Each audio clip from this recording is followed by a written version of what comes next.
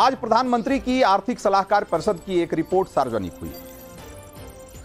आप अपने स्क्रीन पर उस रिपोर्ट की कॉपी देख रहे हैं। इस रिपोर्ट में बहुत बड़ा खुलासा हुआ है। यह रिपोर्ट कहती है कि भारत में हिंदुओं की आबादी पिछले 65 सालों में घटी है, जबकि इसी दौरान मुसलमानों की आबादी में तेजी से बढ़ोतरी हुई। और बढ़ोतरी क्या कहें उसे आप कह सकते हैं कि जनसंख्या विस्फोट हुआ। प्रधानमंत्री की आर्थिक सलाहकार परिषद की रिपोर्ट 1950 से 2015 के आंकड़ों का विश्लेषण करके तैयार की गई है। इस रिपोर्ट में और भी कई चौंकाने वाले खुलासे एक एक कर विस्तार से बताएंगे और आपको हर बारीकी समझाएंगे। आप बने रहिए हमारे साथ। लेकिन सबसे पहले वो आंकड़े बताते हैं जो भारत में हिंदू और मुस्लिमों की आबादी कितनी घटी और कितनी बढ़ी है, उसके बारे में बताते हैं। रिपोर्ट के मुताबिक 1950 से 2015 के 65 सालों में देश में हिंदुओं की आबादी करीब 8% घट गई, जबकि इसी दौरान मुसलमानों की आबादी करीब 43% बढ़ गई। इसी दौरान ईसाइयों की जनसंख्या भी 5.38% बढ़ी। 1950 में हिंदुओं की आबादी जहां 84.68% थी, वो 2015 में घटकर 78% रह गई, करीब 84.5% से गिरकर 78%। वहीं 1950 में मुस्लिमों की आबादी देश में 9.84% थी, जो कि 2015 में बढ़कर 14.09 हो गई। तो 9.84 से 14.09 यानी करीब 43% की बढ़ोतरी है इस दौरान। कुल आबादी में ईसाइयों का हिस्सा भी थोड़ा बढ़ा है। 1950 में यह 2.26% था, जो कि 2015 में बढ़कर 2.36% हो गया। अगर इसको परसेंटेज में देखेंगे इस बढ़ोतरी को, तो यह बढ़ोतरी भी करीब 4.5% की। इसी तरीके से देश में सिखों की आबादी भी इस दौरान करीब 6% बढ़ी, जबकि जैन और पारसी समुदाय की आबादी में थोड़ी थोड़ी गिरावट देखी गई है, बल्कि पारसी समुदाय की आबादी में बड़ी गिरावट देखी गई। तो ये जो आबादी का गिरना, किसी का बढ़ना, ये क्या बताते हैं? ये बताते हैं कि देश में जो एक नैरेटिव बनाने की कोशिश की जा रही है, ये जो बताने की कोशिश की जा रही है कि इस देश में अल्पसंख्यक सुरक्षित नहीं, मुसलमान सुरक्षित नहीं, तो पूरा नैरेटिव ध्वस्त होता है। ये आंकड़े बताते हैं कि इस देश में न सिर्फ मुसलमान सुरक्षित हैं, बल्कि वो अच्छे से फल फूल रहे हैं। उनकी आबादी तेजी से बढ़ रही है। और मैं क्यों कह रहा हूं, ये मैं आपको आगे बताऊंगा। मैं आपको पड़ोसी देश के आंकड़े भी दिखाऊंगा, और उन आंकड़ों को देखकर आपको समझ में आ जाएगा कि जहां अल्पसंख्यक सुरक्षित नहीं हैं, वहां उनकी आबादी का क्या होता है। जब आप पाकिस्तान और बांग्लादेश के आंकड़े देखेंगे, जो कि इसी रिपोर्ट का हिस्सा है, तो आप समझ पाएंगे कि मैं क्यों कह रहा हूं कि ये जो आंकड़े हैं, वो इस देश में अल्पसंख्यकों की स्थिति, उनके साथ होने वाले व्यवहार और जो ओवरऑल उनको लेकर जो वातावरण है, एनवायरमेंट है, उस पर एक बहुत बहुत स्पष्ट संदेश। तो आंकड़े साफ साफ बता रहे हैं कि हिंदुओं की आबादी पिछले 65 सालों में घटी और मुसलमानों की बेतहाशा बढ़ी। अब इस रिपोर्ट पर, हालांकि चूंकि एक ऐसे समय में रिपोर्ट आई है जब देश में चुनाव हो रहे हैं, इसलिए इसको लेकर भी सियासत और बयानबाजी का दौर शुरू हो गया। क्या कह रहे हैं लोग, जरा सुनिए अलग अलग वॉइसेस। ये बताता है कि आने वाले दिन में भारत को लोग इस्लामिक स्टेट बनाना चाहते हैं, और ये साजिश बहुत बड़ी साजिश है। उसमें कांग्रेस का सबसे बड़ा तुष्टीकरण रोल रहा आजादी के बाद से। हिस्सेदारी बढ़ गई है। ये सवाल कहाँ से आया आपके पास? ऑफिस की तरफ से ना? ऑफिस को बोलो प्रियंका जी पूछ रही है किसने भेजा उन्हें। डिवीजन वो लोग करना चाह रहे हैं। मैं जो कह रहा हूं, ये सबसे बड़ी चुनौती इस मुद्दे को लेकर है कि जो आप मुस्लिमों को संख्या के आधार पर आरक्षण देना चाह रहे हैं, तो बढ़ती संख्या पे किस सीमा तक जाके आरक्षण देंगे और किससे काट के देंगे। क्योंकि मैं बहुत साफ कह रहा हूं, SC, ST, OBC की जनसंख्या सिर्फ जनसंख्या बढ़ने से बढ़ेगी, और ये जनसंख्या 3 तरीके से बढ़ेगी। जनसंख्या बढ़ा के भी बढ़ेगी, और वो भी बहुत भारी मात्रा में बढ़ेगी, क्योंकि बहुविवाह भी वहां पर प्रचलित है। दूसरा, धर्मांतरण से भी बढ़ेगी, और तीसरा, घुसपैठ से भी बढ़ेगी। सेंसस होना था 21-22 में, आज 24 हो गया, अभी तक तो हुआ नहीं। ये केवल देश की जनता को भ्रम में डालना और लोगों में नफरत फैलाने की बात ये लोग कर रहे हैं। तो देश में हिंदुओं की आबादी क्यों घट रही है, मुसलमानों की क्यों बढ़ रही, इसको लेकर पॉलिटिक्स हो रही।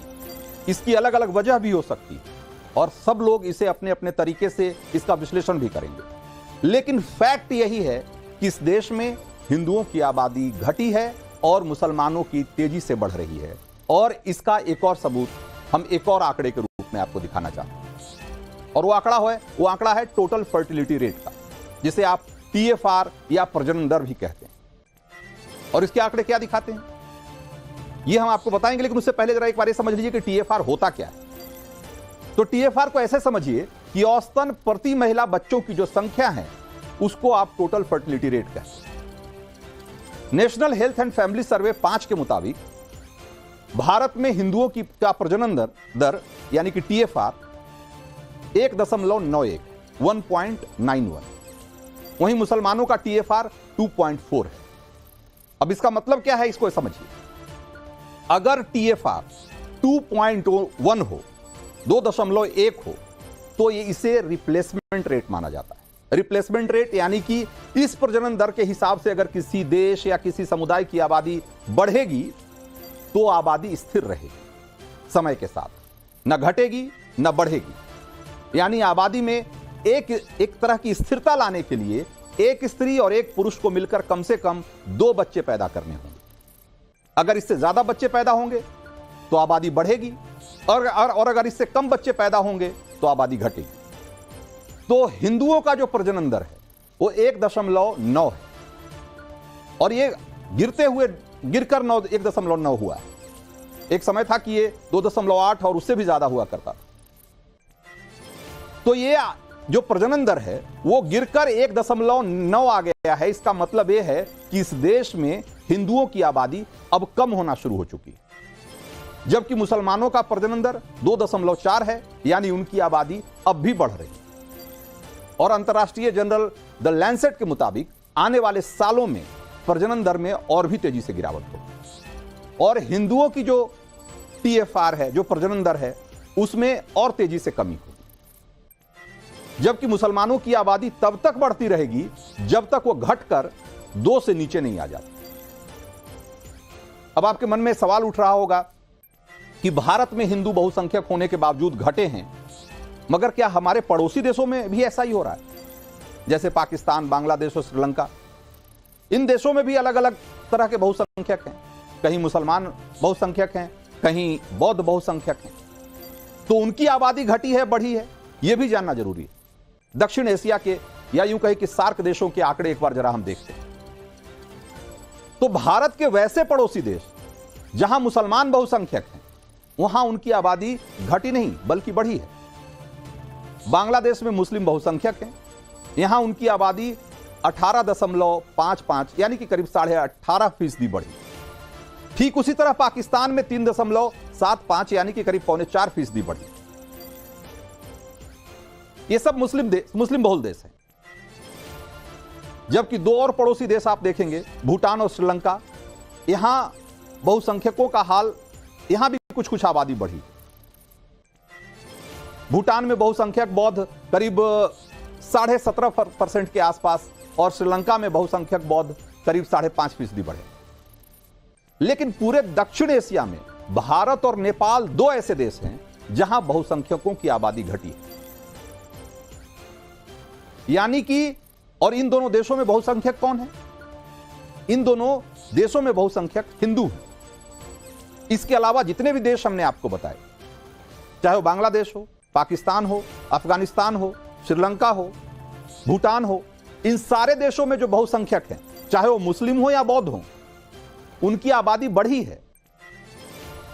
सिर्फ 2 ऐसे देश हैं जहां पर कि बहुसंख्यकों की आबादी कम हुई, यानी और ये दोनों संयोग से हिंदू बहुल देश।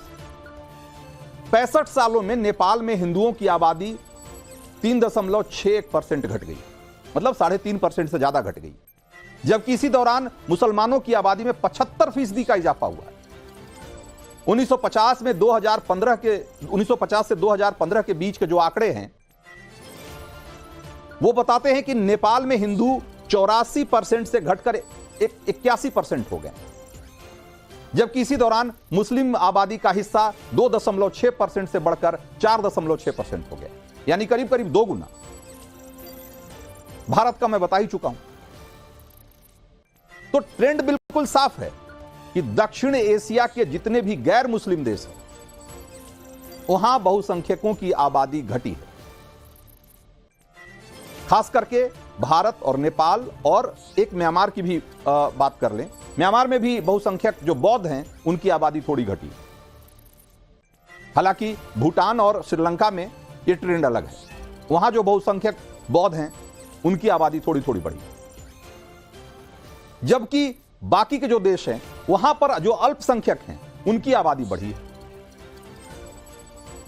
तो अगर दक्षिण एशिया के मुस्लिम बहुल देशों को आप देख लेंगे तो वहां मुसलमानों की आबादी में आपको ठीक ठाक बढ़ोतरी दिखेगी, जबकि वहां जो अल्पसंख्यक हैं, चाहे वो हिंदू हो, पारसी हो, बौद्ध हो या जैन हो, जो भी हो, सिख हो, उन सब की आबादी कम हुई। जैसे अगर 1950 में पाकिस्तान में हिंदू की आबादी करीब 13% थी, तो वही घट करके 2015 में आते आते सिर्फ 2% रह गई, सिर्फ 2%, 13% से 2%, यानी पाकिस्तान में हिंदू आबादी में करीब 80% की गिरावट दर्ज की गई। 80% आबादी कम हो गई हिंदुओं की पाकिस्तान में।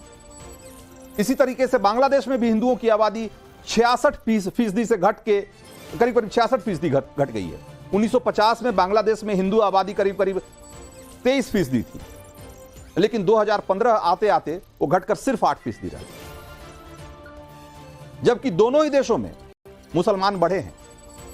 पाकिस्तान और बांग्लादेश के ये आंकड़े आपको हैरान नहीं करते, इसलिए हैरान नहीं करते हैं क्योंकि आप आए दिन पाकिस्तान और बांग्लादेश से हिंदू अल्पसंख्यकों पर होने वाले अत्याचारों की खबरें सुनते रहते।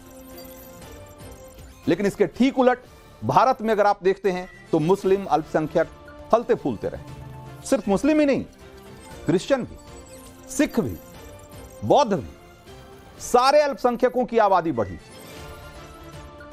और यहां का जो बहुसंख्यक समुदाय है हिंदू, उनकी आबादी कम हुई है। ये क्या बताते हैं? ये आंकड़े क्या बताते हैं?